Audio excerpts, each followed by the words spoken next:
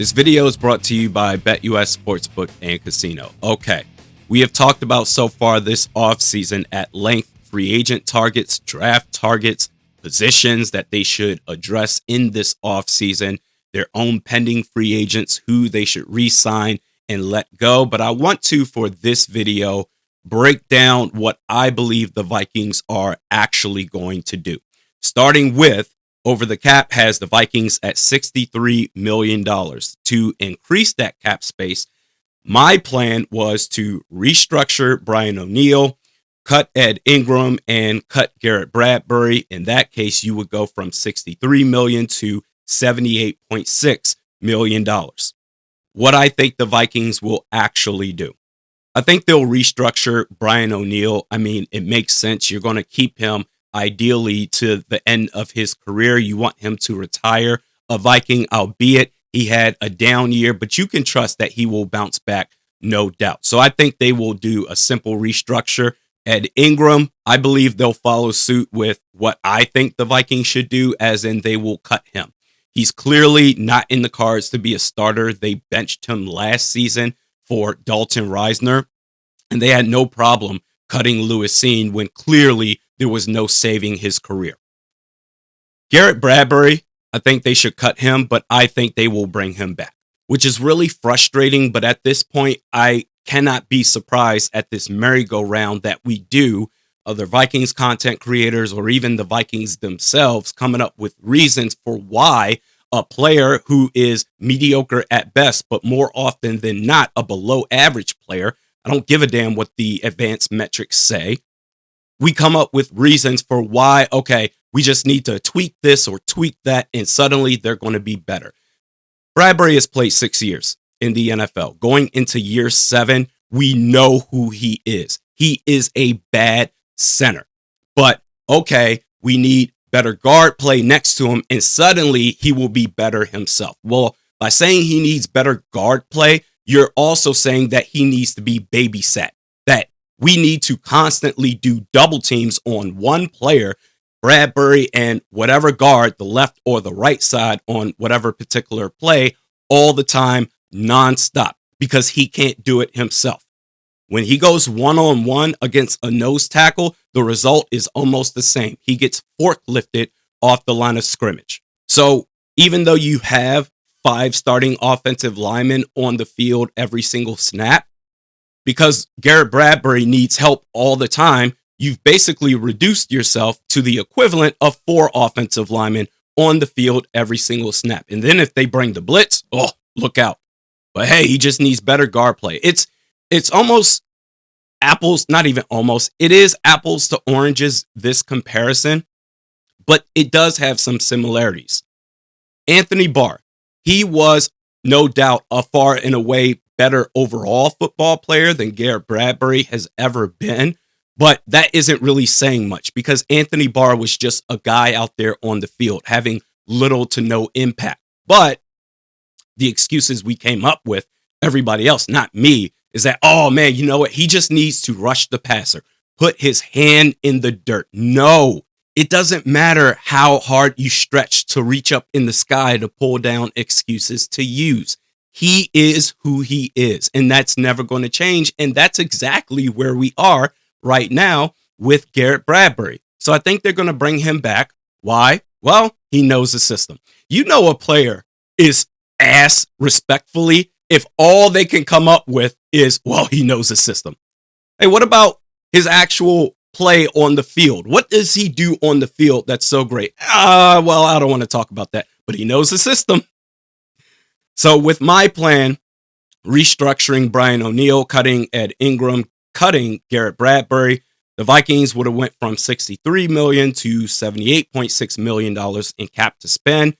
But because I think they'll bring back Garrett Bradbury instead of 78.6, they would have $75 million to spend this offseason. And then going into free agency, my plan was to go smack at the trenches, interior offensive line and interior defensive line. That's where the big money needs to be spent. And as far as pending free agents, depending on what Byron Murphy Jr. wants, he may want big money. And I don't blame him. Go ahead and get your dough. But if he wants big money, then Hell, I don't give a damn. Trenches come first. And if we have to, we'll go with Dwight McGlothern, Mekhi Blackman. Maybe you can bring back Shaq Griffin on the cheap. And Cam Bynum, he's going to want money. So dead ass, we'll run the safety position with Theo Jackson. And if Harrison Smith decides to retire, then Josh Metellus. You're the opposite safety of Theo Jackson. I don't think they're going to do that at all. As far as their own pending free agents, I do think they're going to bring back Byron Murphy Jr., as well as Shaq Griffin and Cam Akers or Aaron Jones to be the RB2 going into 2025. And then when it comes to outside free agent names, big names, impact players that you can expect to be immediately impactful the start of 2025, my plan was 3 names. 2 interior offensive linemen, whether that's 2 guards or a guard and a center, plus a defensive tackle, specifically Milton Williams. I don't think they're going to bring in Milton Williams just because of KOC's comments about how strong he feels about the interior offensive line being shored up, even though we're going to bring back Garrett Bradbury, whatever. I think they're going to go the cheap route again. Dean Lowry, Jerry Tillery, so on and so forth. That if anything, I do expect them to address the tackle in the draft. We'll talk about that in just a second. I do believe that the Vikings will sign 2 big names to play left guard and right guard. None of those names being Trey Smith, because I don't believe that the Vikings are interested in resetting the guard market. So that I'm looking at guys like James Daniels from the Steelers, Will Freeze from the Colts, or I haven't talked about this guy enough, certainly not enough, maybe not ever this offseason, but Mekhi Becton. I think they'll sign 2 of those 3 guys. Whatever other names they sign in free agency, it will be low-end scrap players to get by to build up again in 2026. But your big 3 free agent signings that I think the Vikings will do are Byron Murphy Jr. and 2 big name guards. New customers at BetUS Sportsbook and Casino get a 150% bonus on your first deposit up to $2,000. Promo code YouTube150. And now going into the draft, after this prediction on what I think the Vikings will do, we're going to try to shore up the rest of the holes on this roster as best as we possibly can. So for this mock draft, we actually got 2 trades. The first being from the Houston Texans. They want pick 24 in exchange for pick 25, pick 89 in the 3rd round, a 7th round pick, pick 243, and a future 5th round pick. And then we also got a trade from the Philadelphia Eagles. They want pick 25, which we just got from Houston in exchange for pick 32, pick 96, 162, and 166. So with these 2 trades, you go from having just a first, a third, and 2 fifths to a first, 3 thirds, 4 fifths, and a 7th round pick. At pick 32, the Minnesota Vikings select Derek Harmon, addressing defensive tackle from Oregon.